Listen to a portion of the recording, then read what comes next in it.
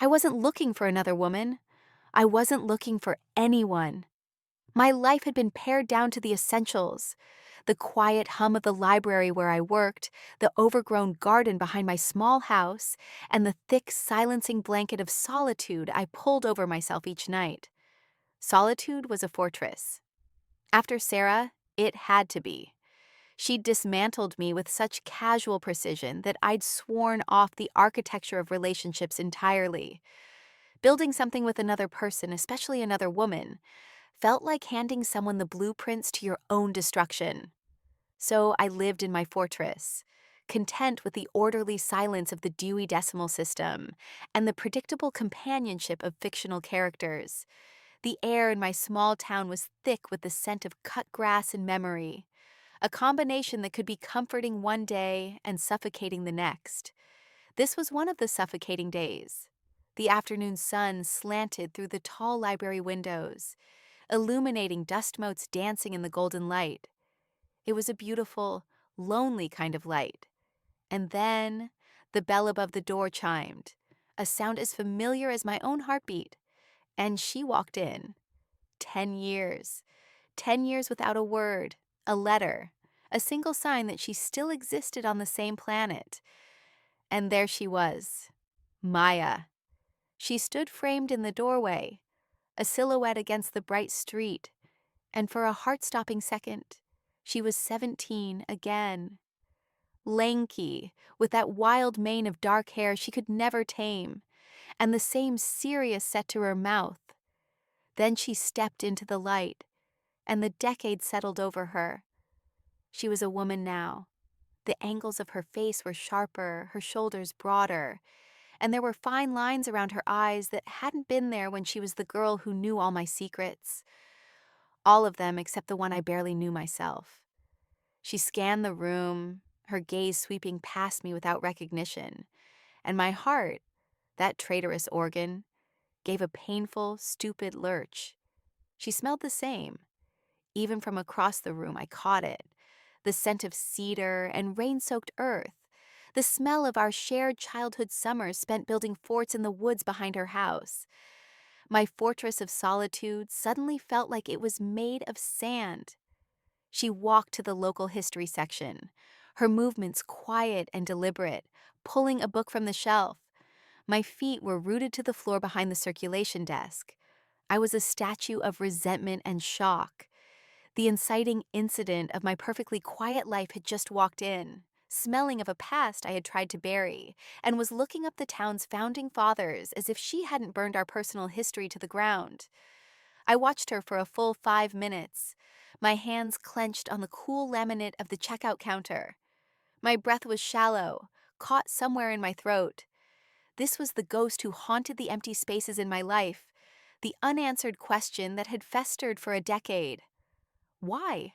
It was a single word, but it held the weight of 1,000 sleepless nights, of feeling utterly and completely disposable. She hadn't changed clothes in the car after a long drive. She wore worn jeans and a soft gray t-shirt that hung on her frame in a way that was both familiar and achingly new. She looked tired.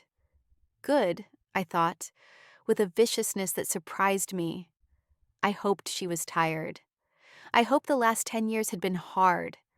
She ran a hand through her hair, a gesture so deeply ingrained in my memory that I felt the phantom sensation of doing it myself.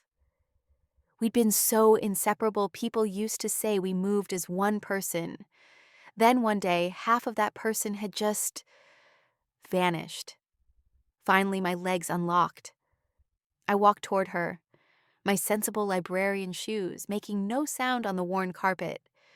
She was so absorbed in the book, a dusty tome on local agricultural practices, that she didn't notice me until I was standing right beside her. I didn't say anything. I just stood there, letting my presence fill the space between us until she had no choice but to acknowledge it. She looked up slowly, her dark eyes blinking as they focused on my face. Recognition dawned, but it wasn't the bright, happy flash of seeing an old friend. It was slow, cautious, like watching a storm cloud roll in from a distance. Her face paled slightly, Alara, she breathed, her voice. It was lower now, huskier, but it was still Maya's voice. It vibrated through the floorboards and straight into my bones. "You're back," I said. My tone was flat, devoid of any warmth. I was proud of that. I had practiced this conversation in my head 1,000 times, and in every version I was ice. "Yeah, I just got in this morning." She closed the book, her knuckles white. "How have you been?" The sheer, unadulterated audacity of the question. How have I been? As if she'd just been on a week-long vacation instead of a decade-long disappearing act. "Peachy," I said, the single word dripping with a decade of sarcasm. "And you? Enjoy your trip." Her mouth tightened. "It wasn't a trip, Alara." "No? What was it then? A witness protection program? Did you get abducted by aliens?" My voice was getting louder, and I saw Mrs. Gable browsing the new fiction section, peer at us over her reading glasses. I lowered my voice to a harsh whisper. "You can't just walk back in here after 10 years and ask me how I've been." "I know," she said, her gaze dropping to the book in her hands. She looked ashamed. A small, ugly part of me savored it. "I know. I I was going to call you." "Were you?" I laughed, a short, bitter sound. "When, in another 10 years? After you got settled in and made sure the coast was clear?" "That's not fair." "Fair?" I took a step closer, invading her space. I wanted her to feel as uncomfortable as I did. "You want to talk about fair, Maya?" Fair would have been a phone call, a letter, a goddamn smoke signal. Anything besides packing up your life in the middle of the night and leaving me to find out from your mother that you were just gone. The memory was still sharp, a shard of glass in my mind. Waking up on that August morning, the air already hot and sticky, walking over to her house like I did every day, only to be met by her mother's tear-streaked face and the hollow echoing words. "She's gone, honey. She left for the city last night." Maya flinched, the accusation landing like a physical blow. "I couldn't," she whispered, her voice cracking. "I couldn't say goodbye." "Why not?" I demanded, the single-word question from my nightmares finally spoken aloud. "Why, Maya? What did I ever do to you that was so awful you had to erase me from your life?"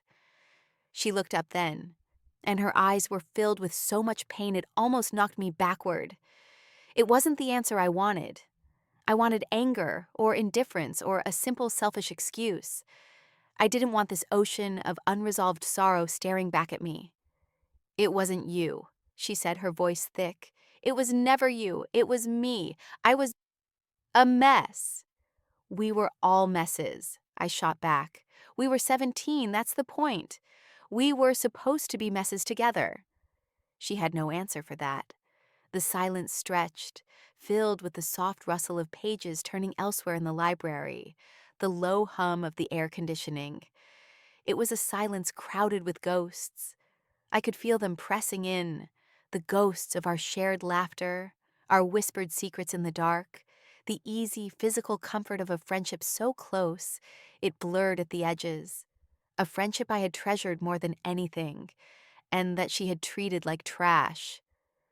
"I have to go," she said finally, placing the book back on the shelf with a hand that trembled slightly. I'm sorry." She started to walk away, and a hot, furious panic seized me. I couldn't let her just leave again. I couldn't let her be the one to end the conversation, to walk away and leave me standing here, gutted for a second time. "My mother said the old Henderson place sold," I said, my voice stopping her in her tracks. She turned back slowly. "She said someone was moving in this week." A flicker of understanding, of dread, crossed her face. "Yeah," she said quietly. "It's a nice little house." My blood ran cold. The Henderson place. The small, slightly dilapidated cottage with the blue shutters. The house that shared a property line. A row of ancient overgrown lilac bushes. and a lifetime of memories with my own. The house right next door. You, I said, the word barely a breath. She gave a small, helpless nod. Me. The fortress wasn't just breached, it had been leveled. My ghost was moving in next door. The next few days were a special kind of hell, a hell paved with forced proximity and excruciatingly polite nods across the lawn. I'd be weeding my pathetic tomato plants, and I'd hear the scrape of a ladder against her siding. I'd be taking out the trash, and she'd be on her porch, nursing a mug of coffee, her dark eyes following me.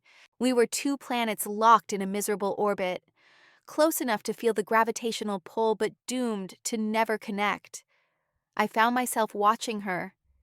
It was a compulsion, a terrible habit I couldn't break. I watched the way she moved, with a fluid economy of motion that spoke of years of physical work.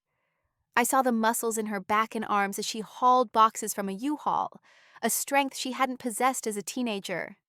I watched her at dusk, sitting on her porch steps, just staring out at the woods that bordered our properties, the same woods we'd claimed as our kingdom when we were kids. There was a stillness about her, a deep-seated quiet that felt both new and ancient. It infuriated me. It made her a puzzle, and I hated that I still wanted to solve her. My internal monologue was a relentless cycle of anger and a strange, painful yearning. I'd remember how she taught me to skip stones on Miller's Pond, her patient hands guiding mine. Then I'd immediately remember the echoing silence of her empty room, and the anger would come roaring back. She was a contradiction. The caring girl who once put a splint on a blue jay's broken wing, and the careless woman who had broken our friendship without a second thought. My attraction to women, which I had carefully packed away after Sarah, began to stir. It was an unwelcome guest, and it was fixated on the worst possible subject. I would catch myself noticing the curve of her throat when she tipped her head back to drink from a water bottle, or the way a stray piece of dark hair would stick to her temple when she was sweating. I'd feel a flicker of something hot and unwelcome in my gut, and I'd immediately smother it with a fresh wave of resentment. How dare my body betray me? How dare it find beauty in the person who had caused me so much pain? About a week after her arrival, the universe decided to test my resolve. A classic New England thunderstorm rolled in, one of those violent, sudden squalls that shakes the old houses down to their foundations. The sky turned a bruised purple, and the wind began to howl. I was in my kitchen watching the trees bend, when my lights flickered once, twice, and then died, plunging the room into a deep twilight gloom. A moment later, I heard a tremendous crack, followed by a splintering crash. I ran to the back window. The ancient oak tree that stood on the property line, the one with the tire swing we'd both used as kids, had given up the ghost. A massive limb had split from the trunk and fallen directly onto the rickety fence that separated our yards, crushing a 10-foot section into splinters. And there, on the other side of the wreckage, was Maya, emerging from her back door with a flashlight. Our eyes met across the ruined fence. There was no avoiding this. The power was out for 2 days. 2 days of shared generators, shared candles, and a shared, monumental mess in our backyards. The first evening, she knocked on my door. I opened it as Yiki crack, my body language a solid wall of no. She stood on my porch, rain dripping from her hair, holding a thermos. "I made coffee on the camp stove," she said, her voice barely audible over the drumming rain. "Thought you might want some." I should have said no. I should have thanked her politely and closed the door. But the house was cold. My book was unreadable in the dim light, and the smell of coffee was a siren song. "Fine," I said, taking the thermos. My fingers brushed against hers. It was like a tiny jolt of electricity, a static shock that was entirely unwelcome. "Thanks. Can I?" She gestured vaguely toward my living room, where a few candles flickered. "My place feels big and empty." Every instinct screamed at me to refuse. But the sight of her, looking so drenched and genuinely lonely, chipped away at my resolve. I thought of my own vast, empty evenings. For a little while, I conceded, stepping back to let her in. She sat in the armchair opposite my sofa, a mug of coffee cradled in her hands. The candlelight softened the hard lines of her face, making her look younger, more like the girl I remembered. We sat in silence for a long time, the only sounds the storm outside and the soft sip of coffee. "The fence is a complete loss," I said finally, just to break the tension. "I know," she replied. I'll I'll take care of it. I have a chainsaw." "You have a chainsaw?" The image was so unexpected it almost made me smile. "You learn things living on your own," she said with a small, self-deprecating shrug. "How to fix a leaky faucet, how to spackle drywall, how to handle a two-stroke engine." The conversation trickled out in small, careful increments. It was stilted and strange, two strangers trying to speak a language they had once known fluently. I learned she'd been working in landscape design, which explained the chainsaw and the capable-looking calluses on her hands. I found myself asking a question I hadn't intended to. "Why did you come back, Maya? Really? There's nothing for you here." She looked down into her mug, swirling the dark liquid. "Maybe that's not true," she said softly. She looked up, her eyes meeting mine in the flickering light. "My dad's not doing so well, and I was tired of the city, tired of being anonymous." "There are worse things than being anonymous," I said, the words sharper than I meant. "I know," she said, and her gaze was so direct, so full of a meaning I couldn't decipher, that I had to look away. That night, a small crack appeared in the wall of my anger. It was the first time I had considered her departure not as an act of malice against me, but as an act of survival for her. It was a deeply unsettling thought. We didn't talk much more, but as she left, she paused in the doorway. "Alara," she said, turning back. "The oak tree, I'm sorry about it. I know we love that swing." And for the first time in 10 years, I felt something other than anger toward her. It was a faint, ghost-like echo of shared grief for a tree, for a swing, for the two girls who used to sit on it and believe they could tell each other anything. The next morning, the storm had passed, leaving behind a world washed clean and smelling of pine and damp earth. And of course, the monumental task of clearing a several hundred-pound tree limb. I was outside with a pair of loppers, making a pathetic attempt at trimming the smaller branches, when I heard the roar of the chainsaw. Maya was on her side of the fence, dressed in safety goggles and heavy-duty gloves, methodically slicing the massive limb into manageable logs. She moved with a confidence and strength that was captivating. I hated that I found it captivating. After a few minutes, she shut the engine off, the sudden silence ringing in my ears. "This is going to take forever by myself," she called over, wiping sweat from her brow with the back of a gloved hand. "You want to help haul? We could clear it by lunch." It was an olive branch, a practical, sweaty, sawdust-covered olive branch. Part of me wanted to tell her to handle her own half of the tree, that the fence was a perfect metaphor for the boundary between us. But the larger, more pragmatic part of me knew she was right. And maybe, just maybe, a small, treacherous part of me wanted an excuse to be near her.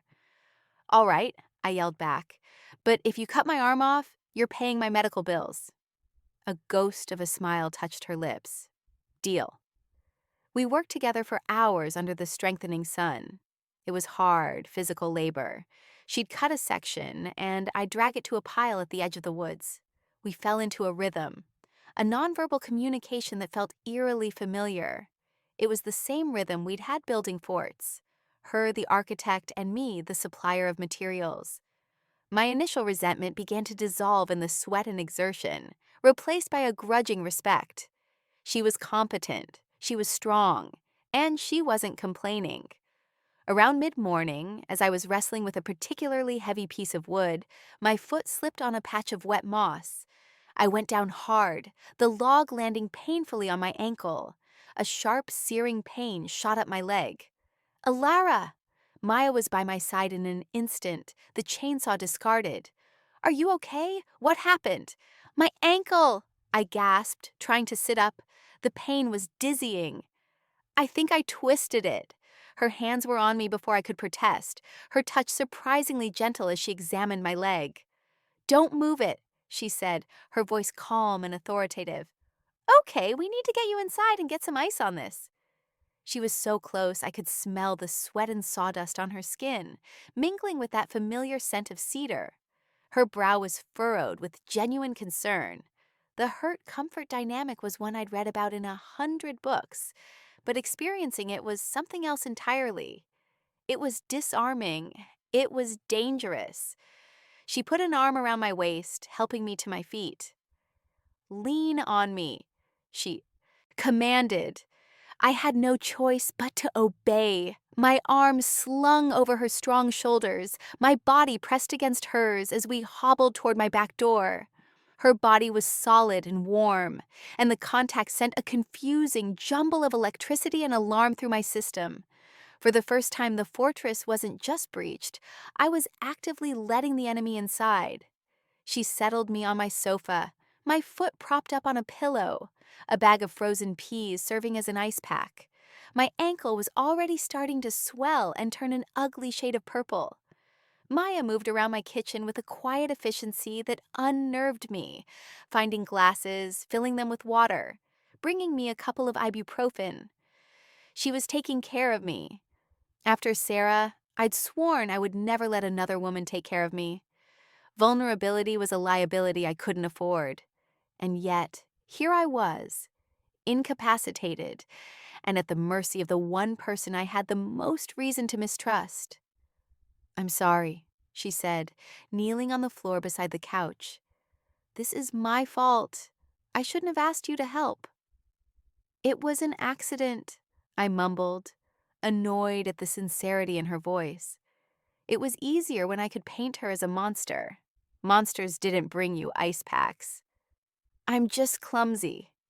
You were never clumsy, she said softly, a hint of a smile in her voice.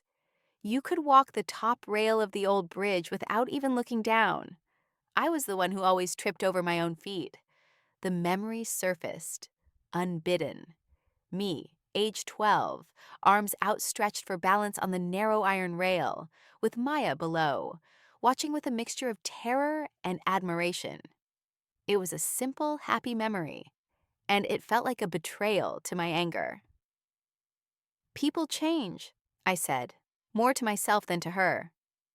Yeah, she agreed, her gaze distant. They do. She looked back at me, her expression serious.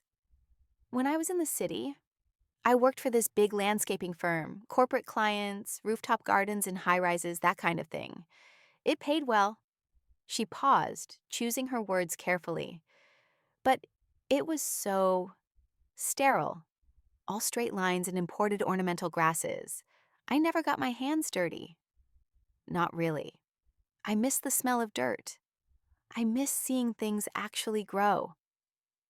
It was the most she had ever offered about her time away. A small, carefully curated piece of her life. It wasn't an apology, but it was something. It was a glimpse into her own unhappiness.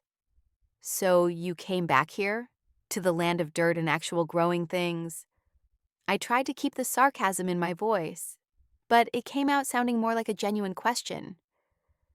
I came back because I needed to, she said. I needed to remember who I was, or who I used to be. Her eyes held mine, and there was a raw vulnerability in them that mirrored my own physical state. The person I was when I knew you. My heart did a painful flip-flop. This was dangerous territory. The intimacy of the sick room, the shared memory, her quiet confession. It was a combination designed to disarm me completely. I was supposed to be angry. I was supposed to be guarding the shattered pieces of my heart. But as I looked at her, kneeling by my couch, her face etched with a decade of unspoken regret, the anger felt heavy and exhausting. For the first time, I felt a flicker of something else: curiosity, empathy, and a terrifying magnetic pull that had nothing to do with our shared past and everything to do with the woman she was now. "You should finish the tree," I said, trying to reestablish some distance. "The tree can wait," she replied, her voice firm. "You can't put any weight on that for the rest of the day. Do you have food in the house? I can make you something." And just like that, she was in my kitchen again, opening my cupboards, her presence filling my small, quiet house in a way that was both an intrusion and, to my absolute horror, a comfort. Uh, Maya stayed for dinner. She found a can of soup in my pantry and some stale crackers and served it to me as if it were a gourmet meal. We ate in relative silence, the setting sun casting long shadows across the living room floor. The quiet wasn't as tense as it had been before. It was softer, more contemplative. I was acutely aware of her every movement, the way she pushed her hair back from her face, the quiet scrape of her spoon against the bowl, the way her knee was only inches from my hand, where it rested on the couch cushion. My body was a live wire. Every nerve ending was humming with a dangerous, exhilarating awareness of her proximity. I remembered this feeling. It was the same nervous energy, the same breathless anticipation I'd felt around Sarah in the beginning. But with Maya, it was deeper, more complicated, tangled up in a decade of history. It was terrifying. After we ate, she took our bowls to the sink. I watched her from the couch, her silhouette framed by the kitchen doorway. "You know," I said, the words coming out before I could stop them, "after you left, things got weird here for a while."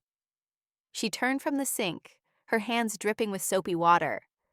"Weird how?" This was it. A door was opening. I could either slam it shut or walk through it. I took a breath. "My parents were a mess. Your mom was devastated. The whole town was whispering. Everyone had a theory. You ran off with some secret boyfriend. You were pregnant. You were in trouble with the law." I gave a short, humorless laugh. Nobody ever considered the simplest explanation. "Which was?" she asked, her voice quiet. "That you just didn't want to be here anymore. That you didn't want us anymore." The word hung in the air between us. Us. She dried her hands slowly on a dish towel, her eyes never leaving my face. "It was never about not wanting you, Alara." Then what was it about? The question was raw, stripped of all my previous anger. It was just a plea for understanding. She walked back over and sat down on the edge of the coffee table facing me. She was so close now I could see the flecks of gold in her dark brown eyes. "My dad started drinking heavily after his business failed," she said, her voice low and steady. "My mom was trying to hold everything together, but we were broke. The fighting, it was constant. The house wasn't a safe place anymore." This was new. I knew her father's hardware store had closed, but I never knew the extent of the fallout. In our small town, people kept those kinds of secrets locked away. "I didn't know," I whispered. "You never said anything." "How could I?" she asked, a sad smile on her lips. "I was the town golden girl. Good grades, captain of the soccer team. My life was supposed to be perfect. Your life was calm, happy. I didn't want to bring my ugliness into your house. I felt like I would contaminate it." She looked down at her hands, which were twisting in her lap. "So I got a scholarship. It was my only way out. I thought if I could just get away, I could fix things, send money home, become someone who could solve problems instead of just being one." The image of Maya, my strong, confident, fearless Maya, feeling like a contaminant in my life was so profoundly wrong that it physically hurt. The narrative I had carefully constructed for 10 years, the one where she was the villain who had abandoned me out of sheer selfishness, began to crumble into dust. She hadn't been running away from me. She had been running from a life that was falling apart, trying to protect me from the shrapnel. "You should have told me," I said, my voice thick with emotion. I would have helped you. We could have faced it together. I know, she whispered. That's what I was afraid of. The paradox of her words settled in my chest. She left because she cared too much. It was a logic so twisted and self-sacrificing that it could only have been conceived in the mind of a terrified 17-year-old. We were quiet for a moment, the weight of her confession settling in the space between us. Then she reached out, her fingers hovering just above my injured ankle. "How's the pain?" she asked. Her proximity was overwhelming. I could feel the warmth radiating from her hand. I wanted, with a desperate, shocking intensity, for her to touch me. I wanted her to lay her hand on my skin. The thought sent a jolt of panic and desire through me. This was Maya, my childhood best friend, the girl who had broken my heart, and the woman who was, at this very moment, making it beat so fast I thought it might hammer its way out of my chest. I cleared my throat. "It's better," I lied. "The ibuprofen is helping." She nodded, but she didn't move her hand away. It remained there, suspended in the air between us, a promise and a threat. The air grew thick, charged with everything that had just been said and everything that hadn't.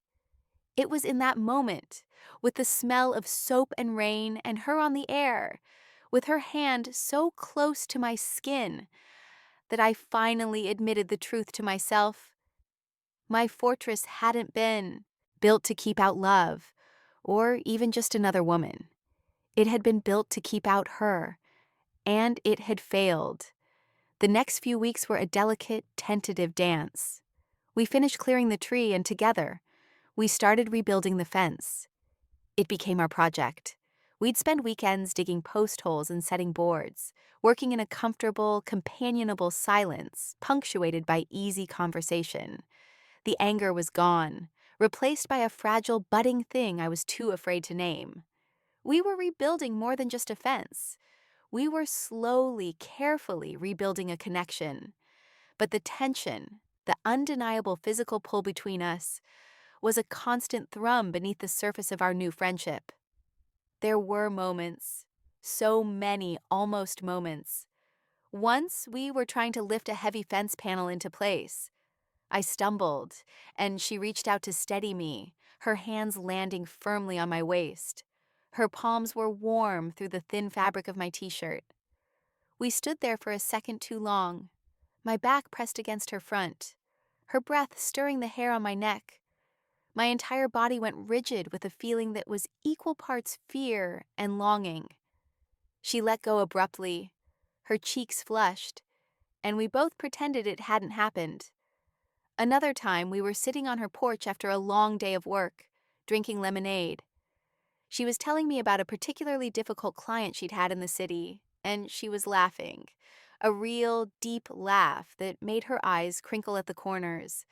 I was so captivated by the sight, by the sound, that I just stared at her. She trailed off, her smile fading as she met my gaze. The air crackled. I saw her eyes flick down to my mouth, and my breath caught in my throat. I thought, for one wild, heart-stopping second, that she was going to lean in and kiss me. Then a car backfired down the street, breaking the spell, and we both looked away, the moment lost. My mind was consumed by her. At the library, I'd find myself staring into space, replaying our conversations, analyzing every glance, every casual touch. I obsessed over the sensory details of her, the way she smelled after working in the yard, a mix of sun-warmed skin, soil, and sawdust, the deep, rumbling timbre of her voice when she was tired, the way she bit her lower lip when she was concentrating on a difficult task. My dreams were filled with her, dreams where we weren't just fixing a fence, dreams where her hands were on more than just my waist, where her mouth was on more than just a glass of lemonade. I'd wake up with my heart pounding, a flush of shame and desire warming my skin. What was I doing? This was Maya. This was messy and complicated and guaranteed to end in heartbreak. I had the scars to prove it. One Tuesday evening, my phone rang. It was my older sister, Chloe. "So," she said, her voice oozing with that specific brand of sisterly condescension. "Mom tells me the ghost of Christmas past has taken up residence next door." "Hello to you too, Chloe," said dryly. "Seriously, Alara, what is she doing back? I thought you were finally over all that high school drama." "She came back to be closer to her family, and we're just being civil. We share a property line. It would be weird if we weren't." The lie tasted like ash in my mouth. "Civil? Mom said you two are practically joined at the hip, building a fence like some sort of lesbian Bob the Builder duo." My stomach clenched. "Don't be ridiculous." "Am I? I was really hoping you'd move past that phase. After what's her name, Sarah, I thought you'd finally come to your senses. It's just easier to date men, Elle. Less drama." The casual dismissal of my identity, of my past pain, was like a slap in the face. It was a painful reminder of the world outside my fragile bubble with Maya, a world that judged and misunderstood and saw my love as a phase. "I have to go, Chloe," I said, my voice tight. "My soup is boiling over." I hung up before she could reply, my hands shaking. Her words had hit a nerve, dredging up all my old insecurities. The fear of being hurt again, the fear of what people would say, the fear that maybe Chloe was right, that I was just setting myself up for more drama, more pain. The progress I'd made with Maya suddenly felt terrifyingly fragile. I looked out my window at her house. A single light was on in her kitchen. Was I being a fool?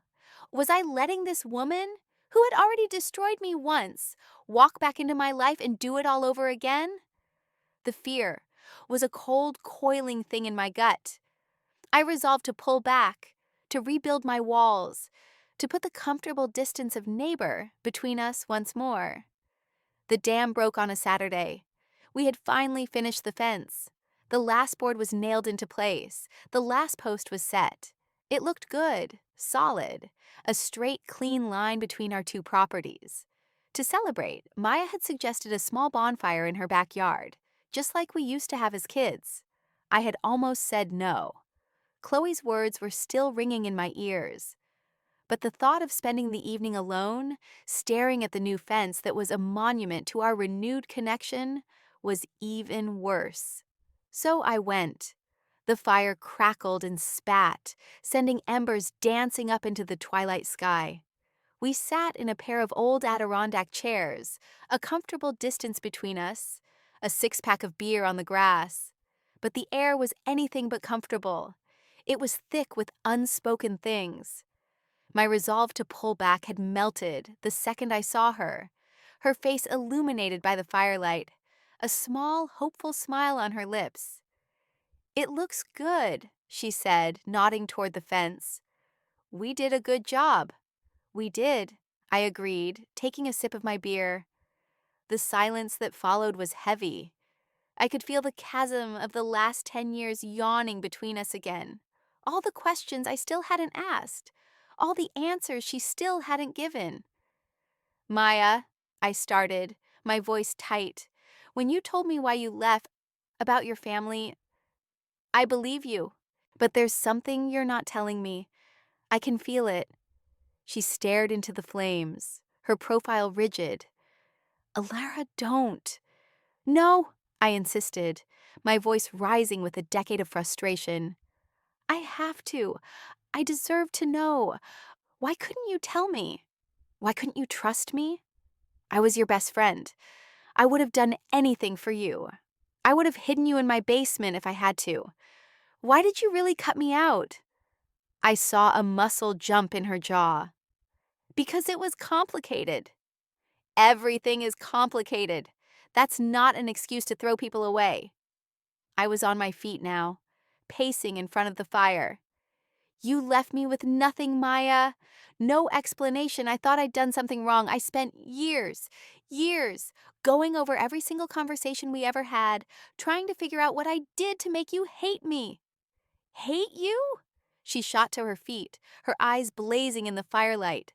She took a step toward me, her hands clenched into fists at her sides. God, Alara, is that what you think? That I hated you? She let out a choked, desperate laugh. I have never, not for one single day of my life, hated you. Then what was it? I yelled, my voice cracking. What was so terrible that you couldn't even say goodbye? Her face crumpled. The anger drained out of her, replaced by a raw, naked anguish that stole my breath. Tears welled in her eyes, shimmering in the firelight. Because I was in love with you, she cried out, the words ripped from her throat. Okay? I was so completely, hopelessly in love with you that I couldn't breathe. And I knew you didn't feel the same way. The world stopped. The chirping of the crickets, the crackling of the fire, the beat of my own heart. It all just ceased. Her words echoed in the sudden ringing silence. I watched you, she continued, her voice dropping to a ragged whisper, tears streaming down her face. I watched you with Tim Miller at the spring formal, and I felt like I was going to be sick. Every time you talked about some cute boy you saw at the mall, it was like a knife in my stomach. I was 17, Alara. I was terrified. I didn't know what to do with how I felt. It felt wrong and shameful and completely overwhelming. And living next to you, seeing you every day, pretending to be just your friend, it was killing me. I couldn't do it anymore. So I left. It was the only way I could survive. It wasn't about not wanting you. It was about wanting you so much that it broke me. She stood there trembling, her chest heaving with the sobs, her devastating secret finally laid bare between us. And in that moment, everything clicked into place. The furtive glances I'd never understood, the way she'd sometimes pull away from a hug too quickly, the sadness in her eyes that I had mistaken for something else entirely. It wasn't about her father, or the money, or the city. It was about me. It had always been about me. Without thinking, I closed the distance between us. I reached up and cupped her face in my hands, my thumbs wiping away her tears. Her skin was wet and hot. She looked at me, her eyes wide with fear and a desperate, fragile hope. You idiot, I whispered, my own tears starting to fall. You absolute, beautiful idiot. And then I kissed her. It was a collision. It was 10 years of anger and hurt and confusion and longing, all melting away in a single desperate press of our mouths. It was clumsy and salty with tears, but it was the most real thing I had ever felt. Her hands came up to clutch at my shirt, pulling me closer, and she kissed me back with a hunger that matched my own. It wasn't a tentative, questioning kiss. It was a confirmation, a release, a homecoming. When we finally broke apart, we were both breathless, resting our foreheads against each other, the firelight dancing on our tear-stained faces. I never got over you, I confessed into the space between us, the truth finally feeling safe to say aloud. I tried. God, I tried so hard. Me neither, she breathed. Every woman I was ever with, I was always looking for you in them. She reached into her pocket and pulled out her wallet. From a worn, hidden flap, she extracted a small folded piece of paper. It was a photograph, faded and creased from years of being carried. It was the two of us, age 16, sitting on the tire swing of the old oak tree, our heads bent close together, laughing at a shared secret. I've looked at this every single day for 10 years, she whispered, just to remember what your smile looked like. The sight of it, the proof that I had been with her all along, shattered the last of my reservations. The fear, the pride, the carefully constructed walls, they were all gone. There was only her. There was only this. We stood there for a long time, just holding each other by the fire, the warmth on our faces nothing compared to the heat building between us. The confession had changed the very air we breathed. It was no longer charged with tension, but with a quiet profound sense of rightness. Eventually, the chill of the evening began to seep in. "Come inside," I said, my voice husky. I took her hand, our fingers lacing together as if they'd been doing it our whole lives. Inside my house, everything was the same, but felt entirely different. The familiar space was now charged with a new, beautiful intimacy. I led her to the couch, the same one where I'd lain with my sprained ankle, and sat down. She followed, sitting so close our thighs were pressed together. I could feel the trembling in her body. Or maybe it was my own. "We have to talk about this," I said softly, though it was the last thing I wanted to do. "The last 10 years. Maya, you hurt me so much." "I know," she whispered, her eyes full of a pain that mirrored my own. "I know, Alara. And I am so, so sorry. I was a coward. I should have told you. I should have trusted you. I should have trusted us. I can't take back the pain I caused you, but I can spend the rest of my life making it up to you if you'll let me." Her sincerity was absolute. The power imbalance that had defined our recent interactions, me the wounded, her the supplicant, was gone. We were just two women, equals in our past pain and our present, overwhelming love. "Okay," I said, the word a quiet surrender. "Okay." I leaned in and kissed her again, slowly this time tenderly. It was a kiss of acceptance, of forgiveness, a promise of a new beginning. We decided right then to take one concrete step. "Tomorrow," I said against her lips, "we're going to Miller's Pond, and you're going to teach me how to skip stones again, like a first date." A real, brilliant smile broke across her face. "It's a date," she said. It was a simple plan, but it was ours. It was a step out of the wreckage of the past and into a future we could build together. The next morning, I woke up to the sun streaming through my window. For the first time in a decade, the light didn't feel lonely. It felt hopeful. Maya was still asleep beside me, her dark hair fanned out across my pillow, her arm thrown possessively over my waist. We hadn't done anything more than hold each other all night, as if afraid the other might disappear if we let go. It was more intimate than any physical act could have been. I watched the steady rise and fall of her chest, the peaceful expression on her face, and a feeling of profound calm settled over me. The fortress was gone, and in its place was this quiet, breathtaking vulnerability, this love. I knew there would be challenges. There would be my sister's judgment, the town's gossip, and a decade of lost time to reconcile. But looking at Maya, I knew we would face it together. We had already rebuilt a fence. We could rebuild a life. The past was no longer a ghost haunting me. It was simply the long, winding road that had, against all odds, brought her back to my door. And this time, I knew with absolute certainty she was home to stay.